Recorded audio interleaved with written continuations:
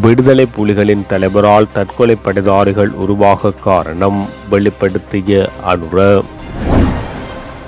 சூறாவளியாக விரிவடைந்துள்ள ரிமால் புயல், வளிமண்டலவியல் திணைக்களம் எச்சரிக்கை. புதிய கூட்டணிக்கு திட்டமிடும் விமல் தரப்பு, புதியன பெரமுனவின் உறுப்பினர்களுக்கும் அழைப்பு. திருடர்களை பாதுகாத்து வரும் இலங்கை அரசியல், சஜித் தெரிவிப்பு. மட்டக்களப்பில் காணிகள் குத்தகை என்ற பெயரில் மோசடி, தர்மலிங்கம் சுரேஷ் குற்றச்சாட்டு. ஈழத்தமிழர்களை எடுப்பார் கைப்பிள்ளையாக பயன்படுத்த நினைக்கும் சிங்கள தலைவர்கள், ஸ்ரீதரன் குற்றச்சாட்டு. தீர்மானம் இனி ரணிலின் கையில், பசுல் ராஜபக்ச விளக்கம். தமிழீழ விடுதலை புலிகளின் தலைவர் பிரபாகரனால் தற்கொலை குண்டுதாரிகள் உருவாவதற்கு பிரதான 2 காரணங்கள் உள்ளதாக தேசிய மக்கள் சக்தியின் தலைவரும் பாராளுமன்ற உறுப்பினருமான அனுரகுமார திசாநாயக்க தெரிவித்துள்ளார். வவுனியாவில் இரட்டை பெரியகுளம் விருந்த விடுதியில் இடம்பெற்ற தேசிய மக்கள் சக்தியின் மகளிர் மாநாட்டில் கலந்து கொண்டு உரையாற்றும் போது அவர் இதனை தெரிவித்துள்ளார். ஆட்சியாளர்கள் மக்கள் மத்தியில் பாரிய இனவாதத்தை தூண்டி மாபெரும் யுத்தத்தை உருவாக்கினார்கள். அது தானாக உருவான யுத்தம் அல்ல. வடக்கு தெற்கில் உள்ள அரசியல்வாதிகள் அவர்களின் பதவிக்காக அவர்களினால் மேற்கொள்ளப்பட்ட யுக்தியினால் உருவான யுத்தம்.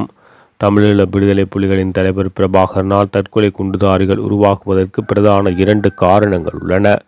1981 அபிவிருத்தி சபை தேர்தல், ரணில் விக்ரமசிங்கவின் குழுவினர் யாழ்ப்பாணத்துக்கு சென்று யாழ் நூலகத்தை எரித்தார்கள். தேர்தலுக்காக வாக்குகளை பெறுவதற்காக நூலகத்தை எரித்த சம்பவத்தை நீங்கள் எங்காவது கேள்விப்பட்டதுண்டா? தெற்கில் தமது மக்கள் அழிக்கப்படுவதையும் வடக்கில் நூலகத்தை எரித்தமையும் கூறி வடக்கு இளைஞர்கள் யுத்தத்துக்காக அழைக்கப்பட்டனர். ஆயுதமேந்திய மாபெரும் இயக்கத்தை பிரபாகரன் உருவாக்கினார். இதில் சாதாரண தாய் தந்தைகளின் பிள்ளைகளின் உயிர்களே பறிபோனது. இந்த நாட்டில் உள்ள சிங்கள கிராமங்கள் அச்சத்துடன் காணப்பட்டன.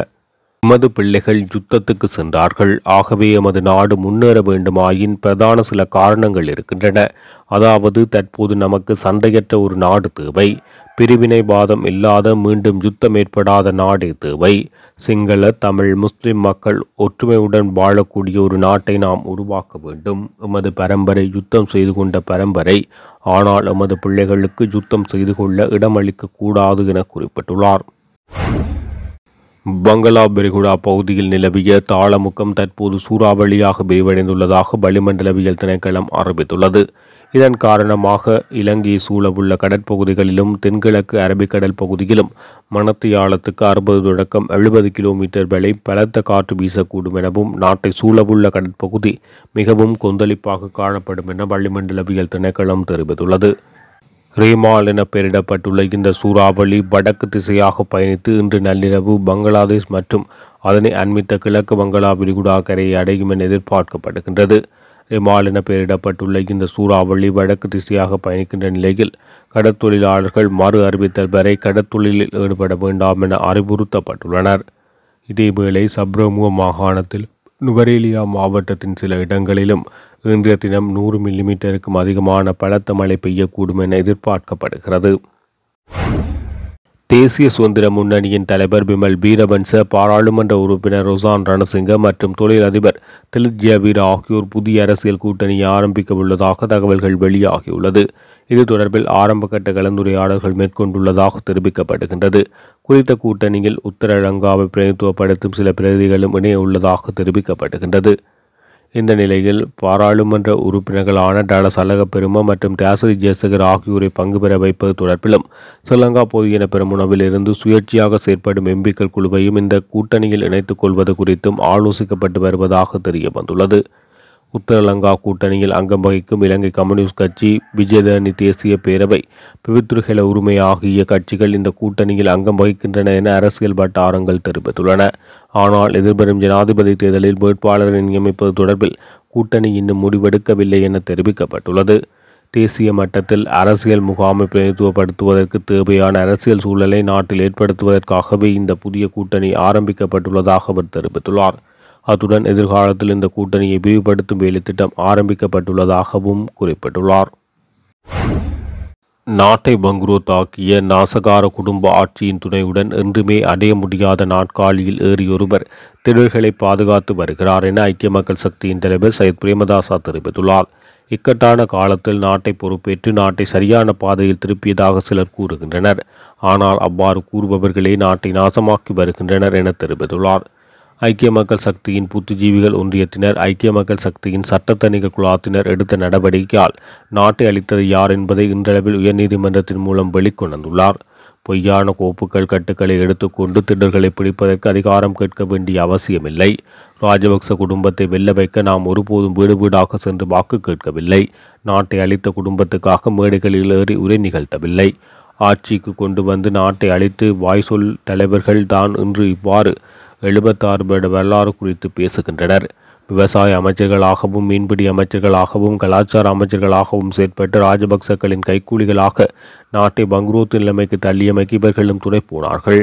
நாட்டில் நிலவும் அரசியல் கலாச்சாரத்துக்கு முற்றுப்புள்ளி வைத்து எம்மிடமுள்ள குறைபாடுகளை களைந்து உகந்த உன்னத தூய்மையான ஆட்சியை நோக்கி நாம் செல்வோம் என தெரிவித்துள்ளார். மட்டக்களப்பு மாநகர சபைக்கு சொந்தமான காணிகள் நீண்டகால குத்தகை வழங்கல் என்ற அடிப்படையில் பாரிய மோசடி இடம்பெறுகின்றது. எனவே இந்த மோசடி தொடர்பான விசாரணை வேண்டும் என தமிழ் தேசிய மக்கள் முன்னணியின் தேசிய அமைப்பாளர் தர்மலிங்கம் சுரேஷ் தெரிவித்துள்ளார். மாநகர சபைக்கு சொந்தமான காணிகளை குத்தகைக்கு கொடுக்கின்ற விடயத்தில் மாநகர சபை ஆணையாளர் மற்றும் கிழக்கு மாகாண ஆளுநர் உள்ளனர். எந்தவொரு அரச காணிகளையும் வைத்துக் கொள்ளாமல் கொடுங்கள் என கிழக்கு மாகாண ஆளுநர் மிக தெளிவாக கருத்து தெரிவித்துள்ளார் என மக்கள் விசனம் தெரிவித்துள்ளனர். எனவே இப்படிப்பட்ட செயற்பாட்டின் மூலம் மறைமுகமாக மோசடி ஒன்றை நடாத்துகின்றார்களா என்ற சந்தேகம் மக்கள் மத்தியில் எழுந்துள்ளது. ஆகவே இது தொடர்பான விசாரணை மேற்கொள்ளப்பட்டு பரிகாரம் பெறப்பட வேண்டும். இதேவேளை மட்டக்களப்பு மாவட்ட அபிவிருத்தி குழு தலைவர் பிள்ளையான் என்று அழைக்கப்படும் சந்திரகாந்தனின் அதிகாரத்தை பயன்படுத்தி கதிரை ஏறிய சில அதிகாரிகள் மாவட்டத்தில் எல்லா அரசு திணைக்களத்திலும் தமது கடமையை சீராக செய்வதில்லை. மாறாக அவர்களுக்கு கூலிக்கு மாரடிப்பதாக உள்ளனர். எனவே கல்வியை பொறுத்த மட்டில் எந்த ஒரு அரசியலும் இருக்கக்கூடாது. அதற்குரிய வளங்கள் கொடுக்கப்பட வேண்டுமே தவிர கல்விக்குள் அரசியல் போக்குமாக இருந்தால் சிறந்த கல்வியை பெற முடியாது என்பதை மக்கள் அதிகாரிகள் உணர வேண்டுமென தேசிய அமைப்பாளர் தர்மலிங்கம் சுரேஷ் தெரிவித்துள்ளார். சிங்கள தலைவர்கள் ஈழத்தமிழர்களை எடுப்பார் கைப்பிள்ளைகளாக பயன்படுத்த நினைக்கும் மனோநிலையிலிருந்து வெளிவராத வரை இந்த நாட்டில் இன நல்லிணக்கம், சமத்துவம் மற்றும் சகோதரத்துவம் என்பவைக்கு சாத்தியமே இல்லை என பாராளுமன்ற உறுப்பினர் ஸ்ரீதரன் தெரிவித்துள்ளார். குறித்த தகவலை நேற்றைய தினம் கௌதாரிமுனை மக்களை சந்தித்து சமகால அரசியல் நிலவரம் குறித்து அந்த மக்களின் அடிப்படை பிரச்சினைகள் குறித்தும் கலந்துரையாடும் போது அவர் இதனை தெரிவித்துள்ளார். அத்தோடு ஈழத்தமிழர்களுக்கான நிரந்தர அரசியல் தீர்வை அதிகாரப்பூர்வமாக வழங்குவதற்குரிய சந்தர்ப்பங்களை தமிழ் மக்கள் சிங்கள தலைவர்களுக்கு பலமுறை வழங்கியிருந்தும் அவர்கள் அவற்றை சரிவர பயன்படுத்த முன்வராமைக்கு இன மேலாதிக்க மனோநிலை காரணம் என குறிப்பிட்டுள்ளார். இதற்கு ஜனாதிபதி ரணில் விக்ரமசிங்க மாத்திரம் விதிவிலக்கல்ல. வடக்குக்கு விஜயம் மேற்கொண்டுள்ள ரணில் எதிர்வரும் ஜனாதிபதி தேர்தலில் தமிழ் பொது வேட்பாளரை நிறுத்துவது சாத்தியமற்றது என குறிப்பிட்டுள்ளார். இந்த நிலையில் இதனை மேற்கோட்காட்டி கருத்துரைத்த ஸ்ரீதரன் தமிழர்களுக்கான அரசியல் தீர்வை வழங்குவதற்கு பெரும்பான்மை இனத்தைச் சேர்ந்த வேட்பாளர்கள் பெறும் தயாரில்லை என தெரிவித்துள்ளமை குறிப்பிடத்தக்கது. முல்லைத்தீவு மாவட்ட மக்களின் பிரச்சினைகளை உங்களால் தான் தீர்த்து வைக்க முடியும் என்ற நம்பிக்கை மக்களிடம் இருப்பதாக ஜனாதிபதி ரணில் விக்ரமசிங்க முன்னிலையில் வன்னி மாவட்ட பாராளுமன்ற உறுப்பினர் செல்வம் அடைக்கலநாதன் தெரிவித்துள்ளார். முல்லைத்தீவு புதுக்குடியிருப்பு மகா வித்தியாலயத்தில் நேற்று இடம்பெற்ற உரிமை காணி உரித்து வழங்கும் நிகழ்வில் கலந்து கொண்டு கருத்து தெரிவிக்கும் போது அவர் இதனை தெரிவித்துள்ளார். யுத்தத்தால் பாதிக்கப்பட்ட முல்லைத்தீவு மாவட்டத்துக்கு ஜனாதிபதி வருகை தந்ததை இட்டு மகிழ்ச்சி அடைகின்றேன். இந்த மாவட்டத்தில் பல பிரச்சனைகள் உள்ளன. அவற்றை உங்களால் தான் தீர்த்து வைக்க முடியும் என்ற நம்பிக்கை மக்களிடம் உள்ளது. இந்த மாவட்ட அபிவிருத்தி குழுவை நீங்கள் தலைமையில் நடத்தி முல்லைத்தீவு மாவட்ட மக்களின் காணி உள்ளிட்ட பிரச்சனைகளுக்கு தீர்வு வழங்க வேண்டும். காணி உறுதியுள்ளாத மேலும் பலர் உள்ளனர்.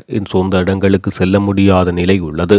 இந்த நிலையில் எமது மக்களின் அனைத்து பிரச்சனைகளையும் தீர்த்து வைக்க நடவடிக்கை எடுக்குமாறு கேட்டுக்கொள்கின்றேன் என தெரிவித்துள்ளார். ஜனாதிபதியின் வடக்கு விஜயத்தின் போது வடக்கு மாகாண பிராந்திய ஊடகவியலாளர்கள் புறக்கணிக்கப்பட்டுள்ளதாக ஊடகவியலாளர்கள் கவலை வெளியிட்டுள்ளனர். கடந்த வெள்ளிக்கிழமை வடக்கு மாகாணத்துக்கு ஜனாதிபதி ரணில் விக்ரமசிங்க விஜயம் மேற்கொண்டதோடு யாழ்ப்பாணம், கிளிநொச்சி, முல்லைத்தீவு மற்றும் வவுனியா என 4 மாவட்டங்களிலும் இடம்பெற்ற பல்வேறு நிகழ்வுகளில் 3 தினங்களாக கலந்து கொண்டுள்ளார். இதன்போது ரணிலின் செயலகத்தால் தெற்கில் இருந்து அழைத்து வரப்பட்ட ஊடகவியலாளர்களுக்கு மாத்திரம் நிகழ்வுகளில் செய்தி அறிக்கையிட அனுமதி வழங்கப்பட்டது. இந்த நிலையில் ஊடக அமைச்சில் அங்கீகரிக்கப்பட்ட ஊடக அடையாள அட்டையை கொண்டிருந்த வடக்கு மாகாண ஊடகவியலாளர்களுக்கு நிகழ்வுகளுக்கு செல்வதற்கு மற்றும் செய்தி அறிக்கையிடவும் அனுமதி வழங்கப்படவில்லை. இதனால் வடக்கில் ரணில் சென்ற இடங்களில் உள்ள பிராந்திய ஊடகவியலாளர்கள் ரணிலின் நிகழ்வு நடைபெற்ற இடங்களுக்கு வெளியே நீண்ட நேரம் காத்திருந்துவிட்டு ஏமாற்றத்துடன் சென்றிருந்தமை குறிப்பிடத்தக்கது.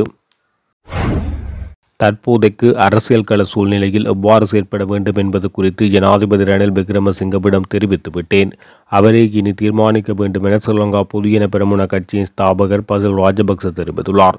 எதிர்வரும் ஜூன் 15ஆம் தேதிக்கு பிறகு பாராளுமன்றம் கலைக்கப்பட உள்ளது எனவும் ஜனாதிபதி மற்றும் பசில் ராஜபக்சவுக்கு இடையில் இது தொடர்பில் இணக்கம் எட்டப்பட்டுள்ளது என ராஜபக்ச குடும்ப உறுப்பினரான உதயங்க வீரதுங்க விடுத்துள்ள அறிவிப்பு மொட்டு கட்சிக்குள்ளே சலசலப்பை ஏற்படுத்தியுள்ளது. இந்த நிலையில் மொட்டு கட்சியின் எம்பிக்கள் சிலர் பசில் ராஜபக்சவை சென்று சந்தித்து இது தொடர்பில் விளம்பிய போது எனக்கு அது பற்றி தெரியாது, சில வேளை ரணிலின் தகவலை உதயங்க வெளியிட்டிருக்கலாம். தற்போதைய சூழ்நிலையில் அரசியல் களத்தில் எவ்வாறு செயற்பட வேண்டும் என்பது பற்றி ரணிலுக்கு விளக்கிவிட்டேன். இனி முடிவெடுக்கும் அதிகாரம் அவரிடம்தான் உள்ளது என பதிலளித்துள்ளார். இதேவேளை ஜனாதிபதி தேர்தலுக்கு முன்னதாக பாராளுமன்ற தேர்தலை நடாத்துமாறு ஜனாதிபதியிடம் பசில் ராஜபக்ச கோரிக்கை விடுத்துள்ளமை குறிப்பிடத்தக்கது.